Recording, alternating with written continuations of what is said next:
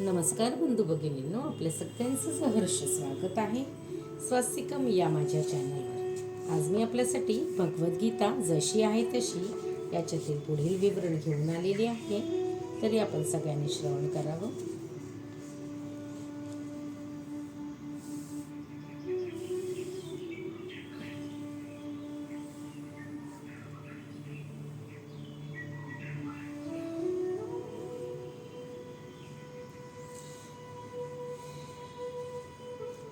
हरे कृष्ण कृष्ण कृष्ण हरे हरे, हरे राम राम राम हरे हरे.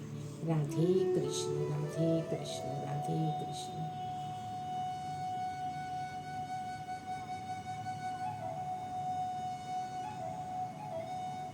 यो मा पश्यति सर्वत्र सर्वच मयि पश्यति तस्याहं न प्रणश्यामि स च मे न प्रणश्यति. जो मला सर्वत्र पाहतो तो सर्व काही माझ्यामध्ये पाहतो, त्याला मी कधीही दुरावत नाही, तसेच तोही मला कधीही दुरावत नाही. तात्पर्य: कृष्ण भावना भावित व्यक्ती निश्चितच भगवान श्रीकृष्णांना सर्वत्र पाहतो आणि सर्व काही श्रीकृष्णांमध्ये पाहते. अशी व्यक्ती भौतिक प्रकृतीच्या सर्व निरनिराळ्या अभिव्यक्तींना ज्ञान असल्याने प्रत्येक गोष्टीत त्याला श्रीकृष्णांच्या उपस्थितीची जाणीव असते. श्रीकृष्णांशिवाय कोणतीही गोष्ट अस्तित्वात राहू शकत नाही आणि श्रीकृष्ण हे सर्व गोष्टींचे अधिपती आहेत. ही स्थिती भौतिक मोक्षांच्याही अतीत आहे. आत्मसाक्षात्काराच्या अतीत या कृष्ण भावनेच्या स्तरावर भक्त श्रीकृष्णांशी एकरूप होतो. अर्थात भक्तांसाठी श्रीकृष्ण हेच सर्वस्व होतात आणि भक्त कृष्ण प्रेममय होतो. त्यानंतर भगवंत आणि भक्त यांच्यामध्ये अत्यंत निकट संबंध प्रस्थापित होतो. या अवस्थेमध्ये जीवाचा कधीच विलय होऊ शकत नाही.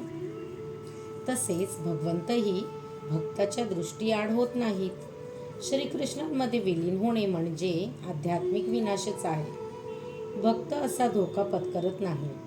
ब्रह्मसंहितेमध्ये सांगण्यात आले आहे की प्रेमाजनचित भक्ती विलोचनेन संतः सदैव हृदयेषु विलोकयन्ति यं श्याम सुंदरमचित्य गुणस्वरूपं गोविंदमादि पुरुषं तमहं भजामि.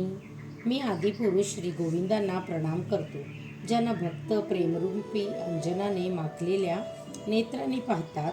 भक्ताच्या हृदयामध्ये निवास करणाऱ्या श्री गोविंदांना त्यांच्या शाश्वत श्यामसुंदर रूपामध्ये पाहिले जाते. या अवस्थेत भगवान श्रीकृष्ण भक्ताच्या दृष्टीपुढे कधीही अगोचर होत नाहीत.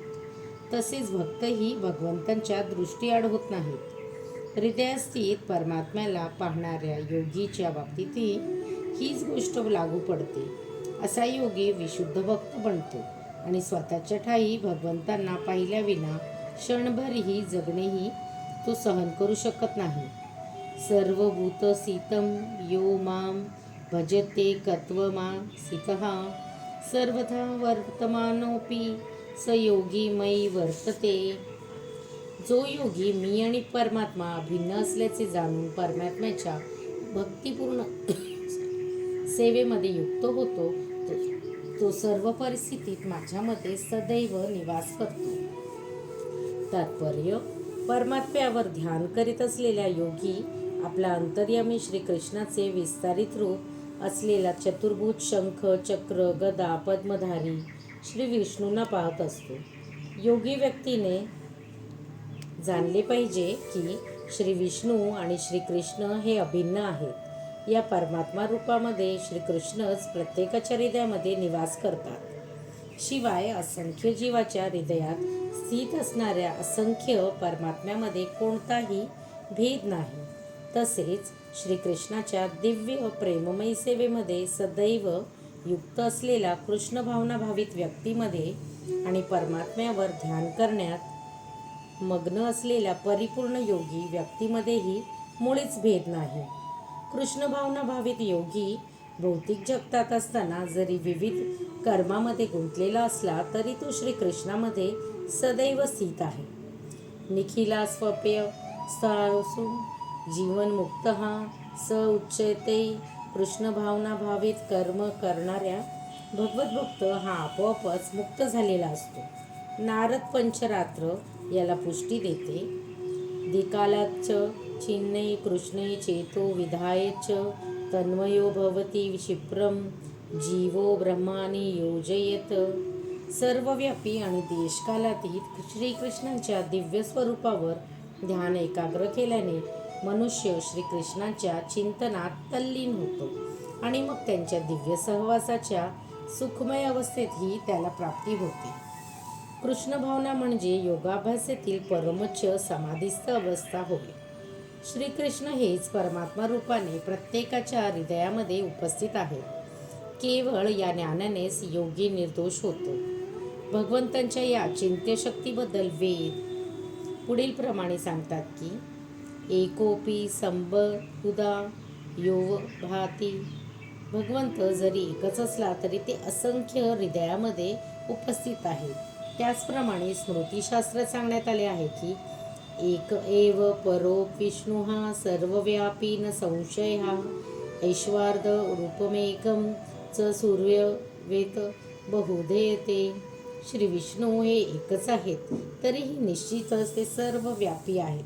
ज्याप्रमाणे सूर्य एकच वेळी अनेक ठिकाणी दिसतो त्याचप्रमाणे आपले एकच रूप असले तरी ते आपल्याला अचिंत्य शक्तीच्या प्रभावाने सर्वत्र उपस्थित आहे. आत्मपयेन सर्वत्र समं पश्यति योऽर्जुन सुखं वा यदि वा दुःखं स योगी परोम मतः. हे अर्जुना, जो आपल्या स्वतःच्या तुलनेने सर्व जीवांकडे त्याच्या सुखामध्ये आणि दुःखामध्ये वास्तविक समतेने पाहतो तोच परिपूर्ण योगी होय. तात्पर्य, जो कृष्ण भावना भावित आहे तो परिपूर्ण योगी होय. त्याला आपल्या अनुभवाच्या आधारे सर्वांच्या सुखाची आणि दुःखाची जाणीव असते. जीवाच्या दुःखाचे कारण म्हणजे त्याला भगवंतांशी असलेल्या आपल्या संबंधांचे झालेले विस्मरण होय आणि सुखाचे कारण म्हणजे श्रीकृष्ण हेच मनुष्याच्या सर्व कर्मांचे परमभोक्ता आहेत, सर्व भूमी आणि लोकांचे अधिपती आहेत आणि सर्व जीवांचे प्रामाणिक हितचिंतक आहेत, हे जाणणे होय. परिपूर्ण योगी जाणतो की प्राकृतिक गुणांमुळे बद्ध झालेला जीव हा श्रीकृष्णांशी असलेल्या आपल्या संबंधांची विस्मृती झाल्यामुळे त्रिविध भौतिक तापांच्या अधीन होतो. कृष्ण भावना भावित असलेला मनुष्य हा सुखी असल्याकारणाने तो श्रीकृष्णांच्या ज्ञानाचा सर्वत्र प्रसार करण्याचा प्रयत्न करतो. परिपूर्ण योगी हा कृष्ण भावना भावित होण्याच्या महत्त्वाचा सर्वत्र प्रसार करण्याचा प्रयत्न करीत असल्याने तो जगतातील सर्वोत्तम परोपकारी आहे आणि तो भगवंतांचा अत्यंत प्रिय सेवक आहे. न च तस्मान मनुष्य कश्यपे प्रियुर्कृतमः. दुसऱ्या शब्दात सांगायचे तर भगवंतांचे भक्त हा सदैव सर्व जीवांच्या कल्याणाकडे लक्ष देत असतो आणि या प्रकारे तो वास्तविकपणे प्रत्येकाचा मित्र आहे. तो सर्वोत्तम योगी आहे कारण तो स्वतःच्या वैयक्तिक लाभासाठी योगीसुद्धीची अभिलाषा करत नाही, तर तो इतरांच्या हिताकरिता प्रयत्नशील असतो. तो आपल्या बरोबरीचे जीवांचा मत्सर करत नाही. भगवंतांचा विशुद्ध भक्त आणि केवळ आपल्या वैयक्तिक उन्नतीची कामना करणारा योगी यांच्यामध्ये हाच फरक आहे. पूर्ण रूपाने ध्यान करण्यासाठी एकांतवासात स्वीकारलेला जो योगी असतो तो प्रत्येक मनुष्याला कृष्ण भावना भावित करण्याचा प्रयत्न करणाऱ्या भक्ता इतपत परिपूर्ण असू शकत नाही. अर्जुन वाच योऽयं योगस्तवया प्रोक्तः साम्येन मधुसूदन एतस्याह्यं न पश्यामि चंचलतास्त्वति सिरारम. अर्जुन म्हणाले, हे मधुसूदन, तुम्ही सांगितलेली योग पद्धती ही मला अव्यवहार्य आणि असह्य वाटते, कारण मन हे चंचल आणि अस्थिर आहे. तात्पर्य, शुचोदेशेपासून प्रारंभ होणाऱ्या आणि योगी परमहा या शब्दामध्ये अंत होणाऱ्या ज्या योग पद्धती वर्णन भगवान श्रीकृष्णांनी अर्जुनाला केल्या त्या पद्धतीचा अर्जुनाने अस्वीकार केला, कारण त्याला वाटले की आपण या योग पद्धतीचा अभ्यास करण्यात असमर्थ आहोत. या कलियुगामध्ये सामान्य मनुष्याला ग्रहत्याग करून वनामध्ये किंवा अरण्यामध्ये एकांतवासात योगाभ्यासात करण्यासाठी जाणे शक्य नाही. या युगाचे लक्षण आहे की मनुष्याने आयुष्य अत्यंत अल्प असले आणि अल्पयुषी जीवनासाठी सुद्धा त्याला अत्यंत कठीण संघर्ष करावा लागतो. साध्या व्यावहारिक साधनांनी सुद्धा आत्मसाक्षात्कार करून घेण्याकडे लोक गंभीरपणे प्रवृत्त होत नाही. तर या ठिकाणी कठीण योग पद्धतीबद्दल तर बोलायचंच नको, कारण या योग पद्धतीत जीवनविधी, आसनस्थ होण्याची पद्धत, स्थानाची निवड आणि भौतिक कार्यापासून मनाला अनासक्त करणे इत्यादी गोष्टी नियंत्रित करावे लागतात.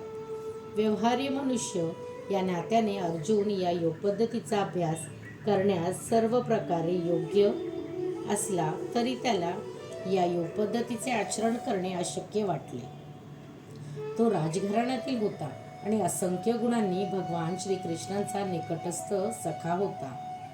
5000 वर्षापूर्वी आता आपल्याकडे आहेत त्यापेक्षा पुष्कळ चांगल्या सुविधा अर्जुनाकडे होत्या, पण तरीही त्याने ही योग पद्धती नाकारली. वस्तुतः अर्जुनाने या योग पद्धतीचा अभ्यास केल्याचे आपल्या इतिहासात कुठेही आढळत नाही.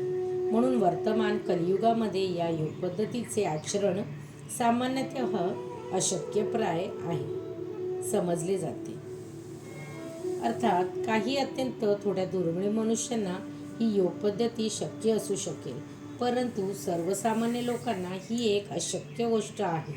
जर 5000 वर्षापूर्वी ही स्थिती होती तर सद्यस्थितीबद्दल काय बोलावे. जे या योग पद्धतीचे विविध योग संस्थेद्वारामध्ये आणि योगवर्गामध्ये अनुकरण करीत आहेत, ते जरी समाधान असले तरी केवळ कालव्यय करीत आहेत. त्यांना अभीष्ट ध्येयाचे पूर्णपणे अज्ञान आहे. श्रीकृष्ण परणमस्तु. शुभम भवतु. शुभम भवतु. शुभम भवतु. हरे कृष्ण कृष्ण कृष्ण हरे हरे, हरे राम राम राम हरे हरे. राधे कृष्ण. श्रीकृष्ण परणमस्तु. शुभम भवतु. शुभम भवतु.